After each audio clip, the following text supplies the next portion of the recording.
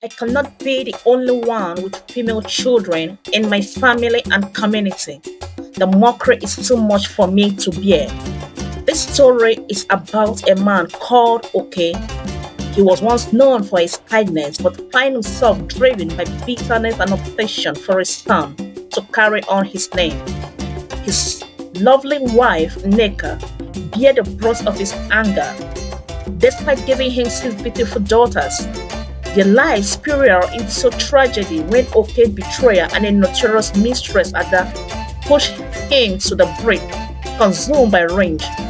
He turned their mother's home into a fiery inferno, with Nneka trapped inside.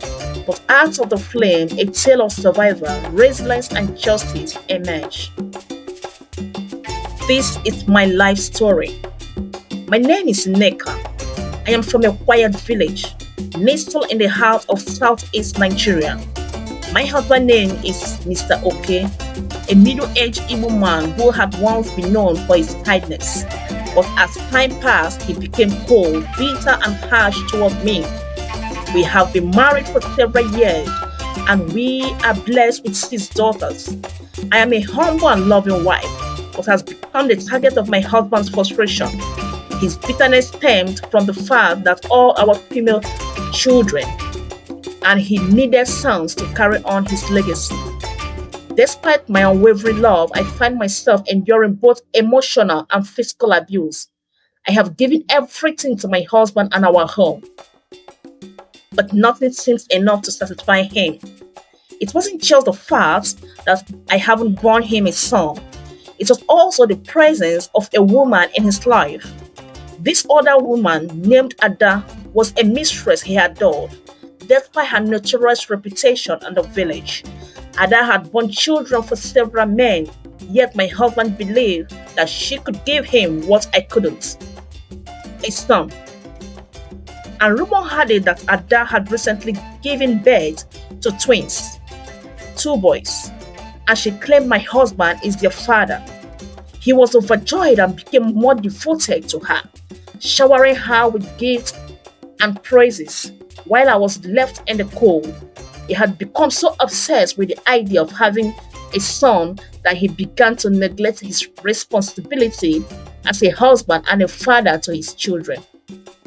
Instead, his heart and mind were consumed by Ada and the twin born. Now I noticed that I am pregnant with my seventh pregnancy, and I told my husband about my pregnancy, expecting that he would be happy. But instead of that, I faced the brunt of his anger and rage. He had warned me several times after the birth of our sixth daughter that he did not want any more children. He would yell at me that he needed a son, not another mouth to feed. So when I told him that I was pregnant again, he became livid and he said, "This one is probably another girl." He spat, disgusted. I hate them all because they have delayed my progress. I am supposed to have grown up men as my sons by now. His eyes has lost their softness and his words stung more than ever before.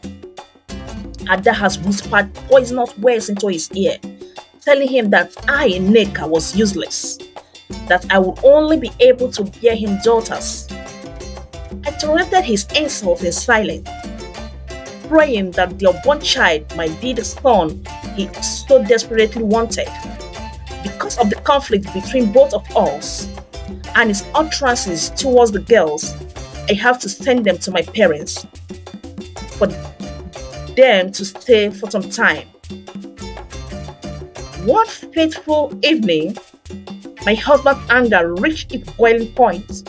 He had returned home from Ada's house, his mind filled with bitter thoughts, seeing me heavily and sitting quietly by the fireside. Fueled his rage, and in a blind fury, he began shouting, accusing me of ruining his life, trap him with children he did not want. I tried to reason with him, but my husband had already made up his mind. "You won't listen, will you? You think I want this? You think I want more daughters?" He screamed at me. In a fit of madness, Mr. K grabbed a lantern filled with kerosene and threw it towards the wall of our mother's home. Flames erupted, licking out the wooden beams, and I screamed in terror, but he turned his back on me, walking out of the house, and the fire consumed everything. The flame quickly spread, engulfing the home that we had built together. While I struggled to escape the growing inferno, villagers rushed to the scene as smoke billowed into the night sky. They managed to pull me from the burning house, my body severely disfigured by the flames, but I was alive. The villagers were horrified by what had happened, and my husband was nowhere to be found. Word soon reached the authority, and he was arrested. And the following week, my recovery was long and painful. I had scars, not just on my body, but also on my soul. Yet I clung to life, determined to survive for the sake of my unborn child. Despite the trauma, I miraculously carried the pregnancy to term. When the day came, I gave birth to a healthy baby boy. The news spread like wildfire, leaving the villagers in awe of the resilience of a woman whose life had tried to break time and time again. Mr. K, now sitting in a dark prison cell, had the news with bitter irony.